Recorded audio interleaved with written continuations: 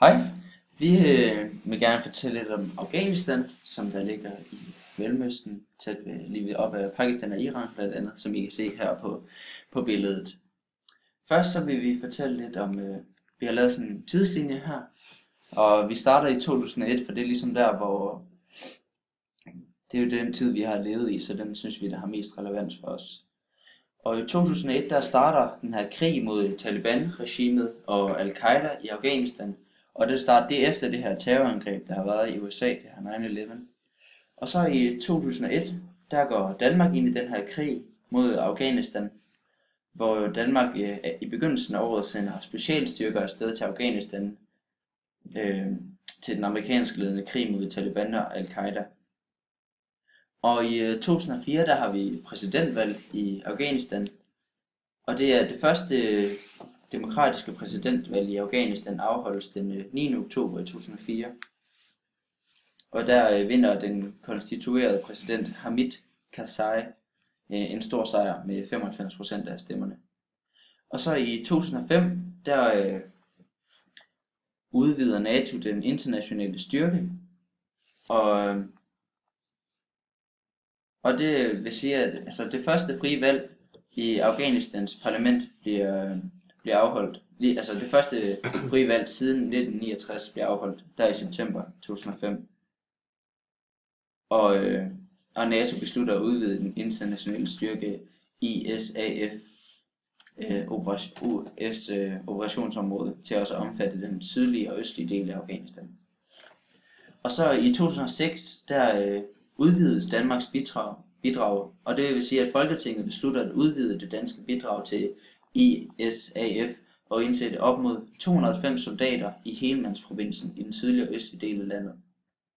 I 2007 der fortsætter kampene så, og 6 danske soldater bliver dræbt som følge af de her kamphandlinger, og styrken udvides igen. Altså den danske styrke indsætter altså en kampvognsdeling i Helmand. Og det vil sige, at i oktober er der ca. 550 danske soldater i Afghanistan. I 2008 der dør der 11 danske soldater i Afghanistan, og de bliver dræbt som følge af kamphandlinger. I 2009 der er der et nyt præsidentvalg, og det er fordi, at i april der vælges Anders Fogh, eller det er ikke fordi, men i april vælges Anders Fogh Rasmussen som ny generalsekretær for NATO, og han træder af som statsminister i Danmark, og derfor overtager han hovedansvaret for krigen i Afghanistan. Og der var så igen præsidentvalg, hvor ham her Hamid Karzai, han genopstiller. Ja. Og vinder igen. I 2010 der er der flere danske tab. Der er 9 danske soldater, der bliver dræbt som følge af kamphandlinger. Og i 2011 der topper den danske indsats. Og det er fordi, at de danske styrker modtager de første 4 MRAP-køretøjer, som har et højt beskyttelsesniveau mod vejsidebomber, og panseringen af andre køretøjer dernede bliver også opgraderet for at give soldaterne bedre beskyttelse mod de her vejsidebomber, som der er mange af. Og den danske indsats topper med 720 udsendte til Afghanistan. I 2013 der trækker Danmark dog tropperne hjem igen.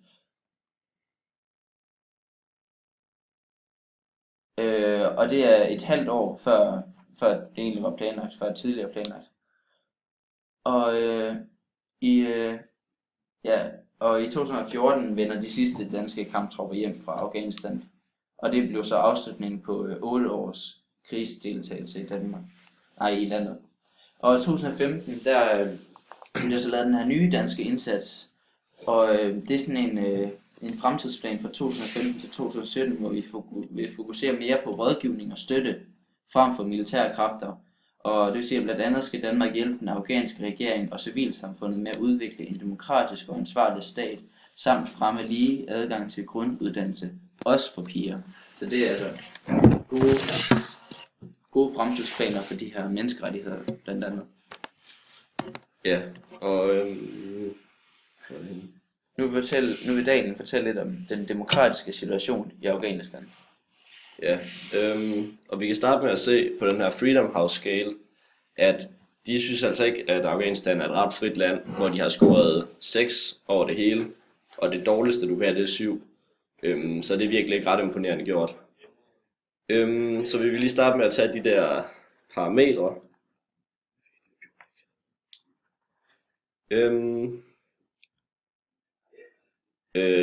De der polyhierarki-parametre.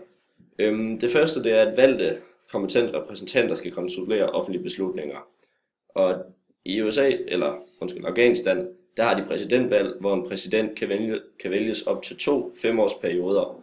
Og han har så beføjelsen til at vælge nogle ministre, der er omfattet af parlamentarisk godkendelse. I det valgte underhus for nationalforsamling, der kan være 249 personer. Det kaldes Boleshi Jirga, og det står for House of People på engelsk. Og der kan de sidde 5 år ad gangen. Og så er der noget, der hedder et overhus, som på afghansk hedder Misrano Jirga, og det betyder House of Elders. Og det er så det provincielle råd. Og der er plads til 102 personer. Overhuset, de vælger så 2/3 af de personer, der skal sidde i underhuset, og så vælger præsidenten resten. 10 Boleshi Jirga pladser, altså i underhuset, er så reserveret til den nomadiske Kushi-samfund, og det er sådan en lille trosting. Herunder skal der være mindst 3 kvinder der, og så er der 65 pladser reserveret til kvinder i underhuset. Og det andet ting, der er, det er nummer 2, frie, retfærdige og hyppige valg. Der er valg hver 5. år, eller det burde der være. Men der har været meget lavt antal stemmer ved de sidste par valg om præsident.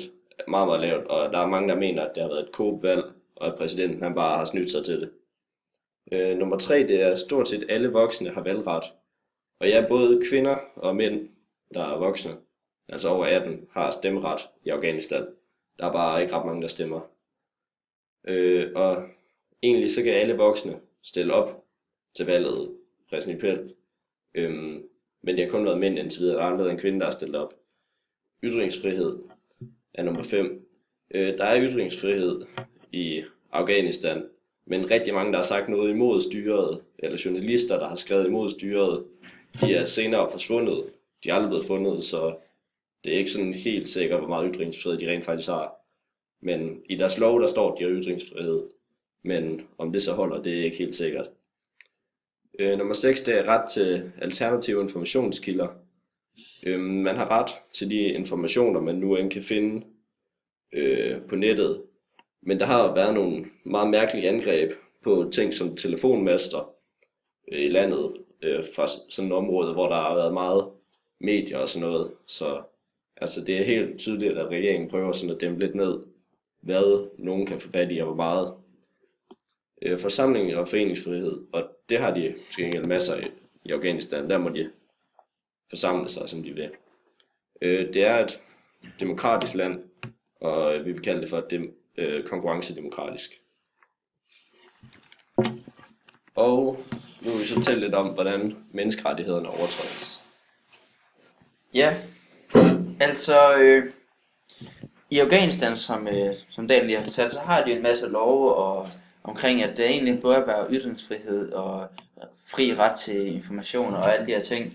Men det er sådan, at de her ting, de står som sagt i deres love og sådan noget, men det er som om, at det bare ikke er blevet integreret i deres kultur på en eller anden måde, så det er sådan, de forstår det egentlig ikke rigtigt. Og det er derfor, og altså det har noget at gøre med, at de ikke rigtig forstår, hvordan man skal behandle andre og så videre. For eksempel i 2014 var der 5 afghanske og 2 internationale journalister, der mistede deres liv, enten som direkte mål eller ofre i selvmordsbomber, hvilket er det højeste nummer siden 2001.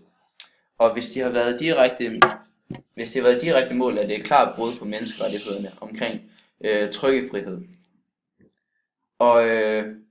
Og altså når vi snakker om kvinderne i Afghanistan, så har der været mange brud på menneskerettighederne. Da Taliban var ved magten, var der for eksempel mange ting, som kvinder ikke måtte. Og en af dem var, at de ikke måtte uddanne sig, hvilket ikke stemmer overens med FN's verdenserklæring om menneskerettighederne, artikel 26, som der siger, at alle har ret til at uddanne sig. Afghanistans ytringsfrihed fra 2001 kom i fare i 2014, da 2 afghanske medieorganisationer dokumenterede, at der havde været 68 angreb på journalister i de første 6 måneder af 2014, hvilket går meget imod FN's verdenserklæring omkring menneskerettighederne, artikel 19, hvor der står det her med, at man har ret til at skrive, hvad man vil. Ja, det var lige lidt om, hvordan menneskerettighederne er truet. Så vil vi snakke lidt om de fremtidige udsigter for landet. Ja, og vi har skrevet til en hel masse eksperter, men der var desværre ikke rigtig nogen af dem, vi kunne finde, der var. Altså dem, der vidste noget, de gad ikke svare os, og dem, der ikke vidste noget, de ledte os videre til nogen, der vidste noget, men de har ikke svaret nogen af dem. Så vi endte med at finde en artikel, som Washington Post har skrevet, hvor de også har en hel masse god baggrundsviden, som nok er bedre end noget af det, vi ellers kunne have fundet fat i. Og der mener de, at de seneste 3 års fremskridt i Afghanistan, de risikerer at blive sat rigtig meget over styr de kommende år, på baggrund af nogle amerikanske efterretningskilder. Og de kilder, de forudser så, at Taliban fremover vil øge deres indflydelse i landet, og selvom USA de beholder nogle 1000 tropper, så mener de stadig, at Taliban begynder at kunne få mere og mere magt, jo færre soldater der bliver i landet.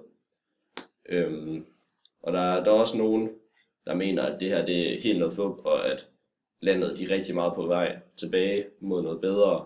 Så der er ikke rigtig nogen, der ved præcis, hvad der kommer til at ske. Det er det bare lige nogle bud, vi har set.